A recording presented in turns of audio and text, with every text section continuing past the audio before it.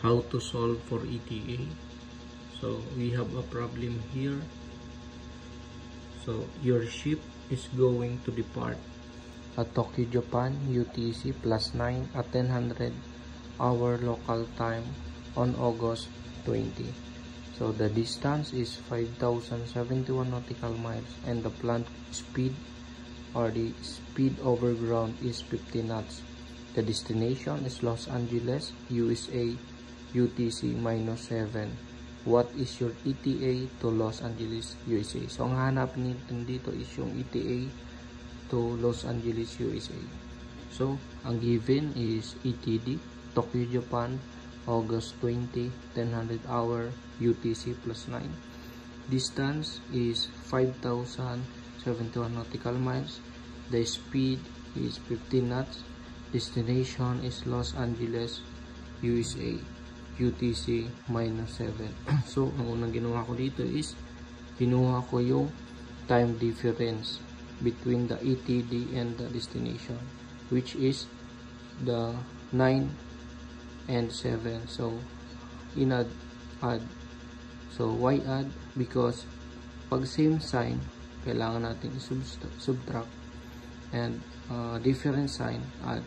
So since ang UTC natin sa ETD is +9 and sa destination is -7, so we are going to add. So UTC time difference is 16. So the formula for ETA is, lagi mo itong tatandaan yung triangle. So DST.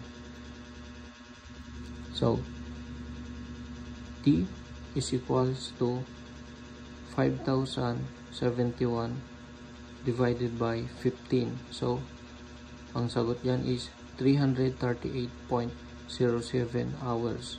So ito na yung oras na yan, oras.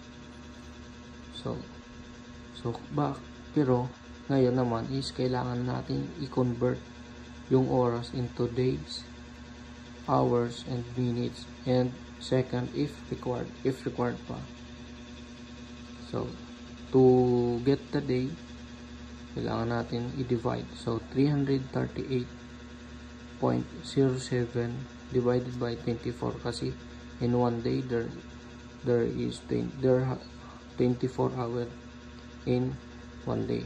So ang sagot dyan is 14.08625. So ang days natin dito is ito 14 days. Tapos ito gagamitin naman natin ito for hours. So to get the hours, so point or decimal 0.8625 times 60 because there 6 in 1 hour it is equivalent to 60 minutes. So makukuha natin dito is 5.175. So 5.175. So hours, ang oras natin dito is 5, and ito naman yung minutes natin, 0.175. Para kunin naman yung minutes, 0.175 times 60 equals to 10. So ito na yung minutes natin, 10.5. Ito yung seconds natin, but hindi na natin siya isasabay. So ito 14 days, 5 hours and 10 minutes. So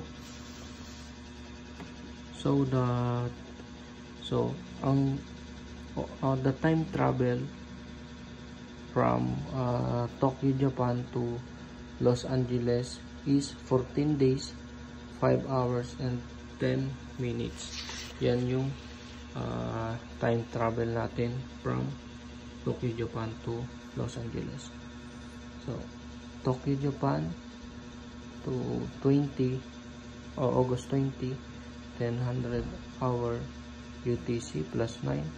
So kailangan natin i-add yung time na travel natin sa ETD natin.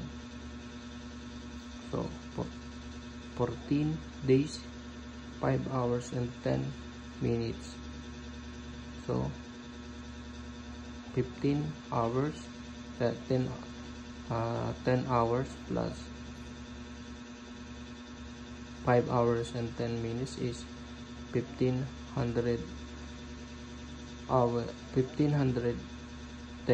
hours. August 34. Since ang August is only 31 days, so we are going to subtract 31 days in 34. So magiging September 3, 1510 hour.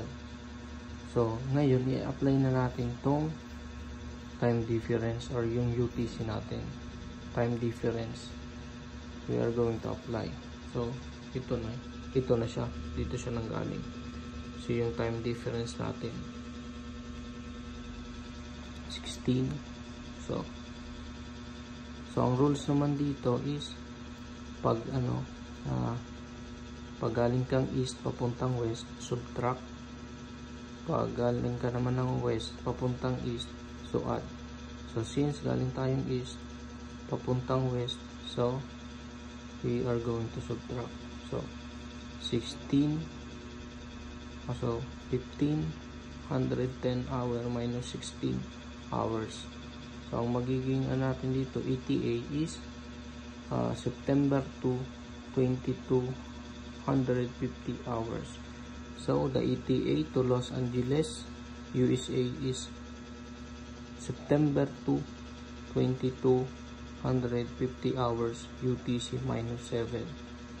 So ito na yung ETA natin. So yan lang muna ngayon guys. So don't forget to like and subscribe. Thank you for watching.